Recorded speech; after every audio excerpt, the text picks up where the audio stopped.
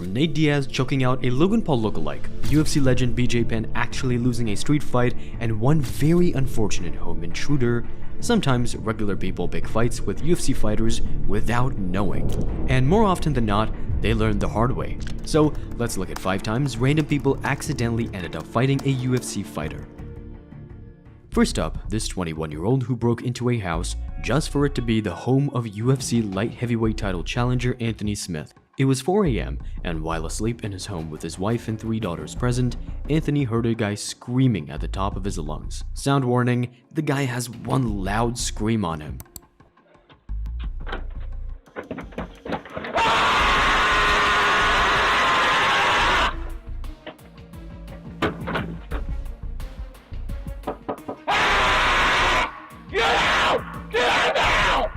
Now, as MMA fighters go, Anthony Smith is a very nice guy. He didn't take that disqualification win against John Jones when he could have, is a great analyst, and speaks very, very well. And while he was concerned the intruder may have a weapon on him, Anthony had no choice but to go and fight. He was only 15 or 20 feet max from me when I came out of the bedroom. So as soon as I came out, he just looked at me and kind of flexed and like it looked like he was trying to scare me and was coming my way. So I paused and kind of thought to myself, like, I don't know him. And, you know, then just panic. It's like the most terrifying moment of your life. But somehow, the guy was able to survive for a lot longer than you'd expect. So I kind of just tucked my head, took him down, and then just tried to incapacitate him as fast as I could. And as the fight's happening, I'm realizing that he's young. You know, he's probably in his, his early 20s. Turns out he's 22 or 23. He's not very big. He's like 165 or 170 pounds, but he's super strong. Like I just was having a really hard time controlling him, trying to get a hold of his hands and trying to knock him out. I'm by no means the baddest dude on the planet. Listen, he's top 100. Oh, out of all the humans on the planet, Anthony Smith is one of the top 100 baddest motherfuckers that's walking the earth. But he's a regular Joe, and I had a hard time dealing with him, and he took everything I gave him. Every punch, every knee, every elbow. He took every single one of them and kept fighting me. The attacker was arrested and charged with first-degree trespassing, and it wasn't a targeted attack according to the police. Smith's office room was allegedly covered in blood, with the attacker having cuts and swelling on his face. I guess if you're going to decide to break into someone's house at 4 a.m., it's probably wise to make sure they're not a world-class UFC light heavyweight. And while Anthony Smith definitely didn't want a fight that evening, the same thing can't be said for former UFC fighter Mike Perry. But before we get to Mike Perry, please take this time to go and hit the subscribe button. We're looking to grow and expand the channel in 2025, and every new subscriber helps us on our way to making more content just like this for you guys. So thank you. As wild characters go in the UFC, Mike Perry is certainly someone you'd put near the top of that list. He's undefeated in bare-knuckle boxing, often surrounded in controversy, and is very short-tempered, something an unfortunate older man discovered outside a restaurant in Texas back in 2020. Perry was at the restaurant with his then-partner Latori Gomez. You remember, the one he had as his sole corner person for a couple of UFC fights? But in the restaurant, drinks were flowing, and according to the incident report, things got heated and Perry wanted to fight everyone present. No, I'll stay here. Let's go. I'll stay here. What do you want? Go, Mike. Here's your phone. He allegedly slapped the manager of the restaurant, but it was outside where things got ugly. An older man then confronted the UFC fighter, who promptly knocked him out with a single punch. You're trying to calm him down, bro. You were hitting my damn phone. He touched me. You were hitting my fucking phone. So he touched me. He touched me. You can all lie to me if you want to. You hit him. Mike's right. You hit him, bro. You hit him. But y'all gonna tell the police that I fucking You're gonna tell the police. I lied. Y'all knock your old ass out too. You do it, Yeah, let's go. You fat piece of shit. Hey, no. Hey! He grabbed my Perry was charged with Class A assault, yet blamed other people for instigating the drama. And it may not come as a surprise to you that this isn't the first time Perry has been involved in a street fight. 4 years prior, he knocked out a man outside a bar who allegedly tried to hit on his partner at the time and even punched Perry first.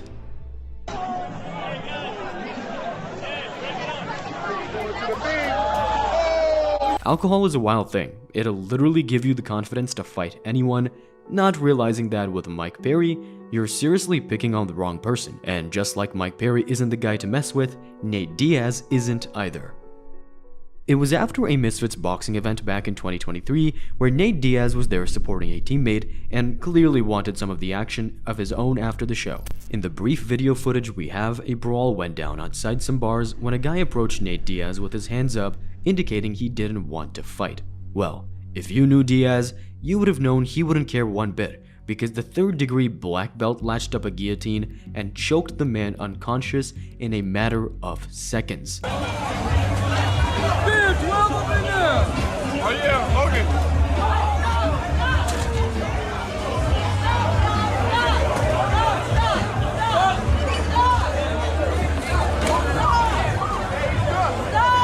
But it turned out the guy had been with people who were trash-talking Nate Diaz's teammate while he was fighting, so of course Diaz wasn't going to let it go. I walked out of this bar and the whole street was fighting. I didn't even know who was fighting.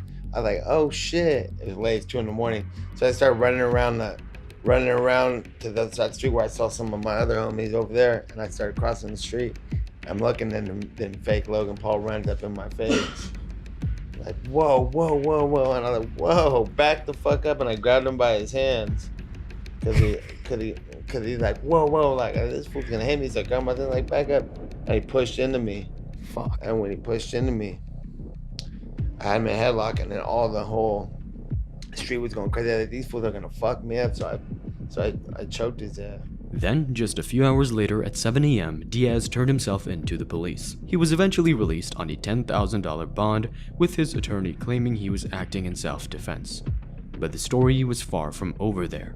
It turns out the guy, who everyone coincidentally pointed out was a Logan Paul lookalike, actually was an amateur MMA fighter, albeit not a good one. According to Sherdog, he was 0-5 as an amateur, with his nickname being Not Logan Paul, and in the aftermath, he actually tried to sue Nate Diaz, claiming severe injuries to his head, neck, and brain. So I walked up to him, I was like, hey dude, calm down, okay? I would have bought him a drink, okay? I did not think that he walks up to me, grabs both of my hands, I'm like, oh dude, calm down. He grabs both my hands, tosses it down, throws a hook, lands on my jaw, pulls me down into a guillotine choke, but it's not like a basic guillotine choke.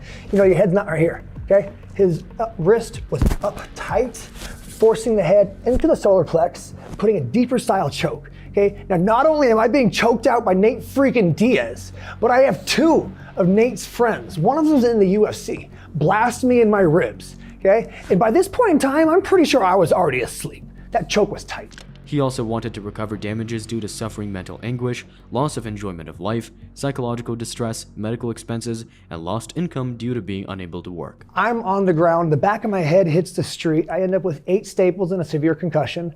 I am lucky to be alive. Nate Diaz's representative literally replied LOL to the threat, and seemingly that was that. If you were an amateur MMA fighter, you'd hope that 1, your guillotine defense would be a little better, and 2, that you shouldn't walk up on Nate Diaz of all people. But unlike Nate Diaz, a lot of UFC fighters would let people off the hook, and one who fits into that category is Matt Serra. A lot of modern-day MMA fans may associate Matt Serra with being a coach first and foremost, but people forget just how good he was in his prime. He won the Ultimate Fighter, went on to upset GSP with a first-round knockout to win the welterweight title, and was truly one of the best grapplers in the UFC at the time. But at just 5'6" and constantly cracking jokes, it's probably fairly easy to underestimate Matt Serra. And unfortunately, that's what one drunk guy did in a restaurant in Las Vegas. The funniest part is, Matt Serra was being inducted into the UFC Hall of Fame the next evening. Yeah, you don't want to start a fight with a UFC Hall of Famer. It started when the guy started being aggressive and threatening the waiters. Throwing shit at the waiters, and I go to my wife, I go, we gotta get the fuck out of here. I go, because I just know it's gonna get, if something goes near gets thrown in our direction, I just know I gotta get out of there, because it's not good. Sure enough, my waiter was bringing me my check, and the guy got up. He got up like this, so it just instinctively, I got up. And then he turned right to me. So, after he threatened Matt Serra and took his top off, Serra decided enough was enough. Calm down.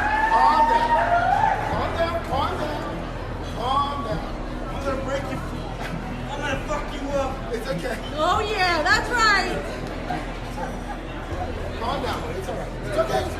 Dude, relax. Of course, the guy was still threatening to F up Serra, but there was quite literally a 0% chance of that happening. Does he try to swing at you when he gets up? No, now he's saying he wants to press charges. So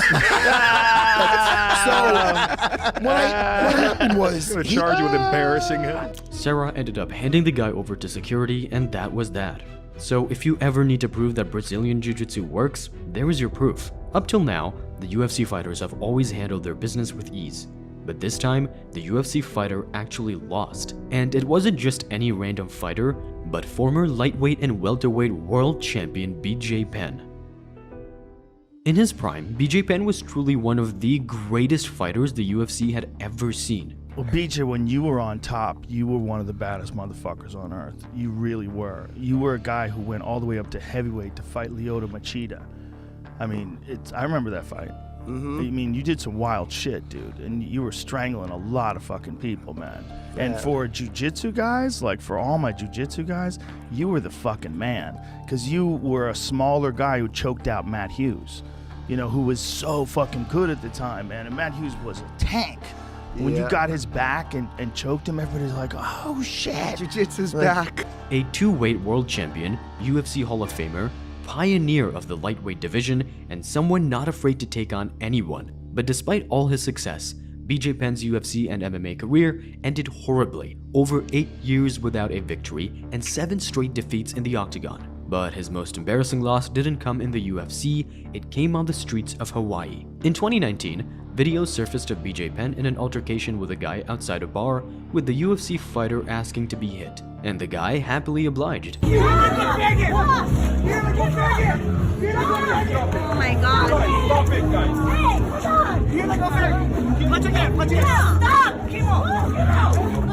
Why? Stop it! I guess at this point in his career, BJ Penn's chin wasn't quite what it used to be. In the end, another clip did the rounds online of BJ Penn on top of the man and raining down some ground and pound, so at least he got some revenge. Although, I don't think it counts as a win on his record.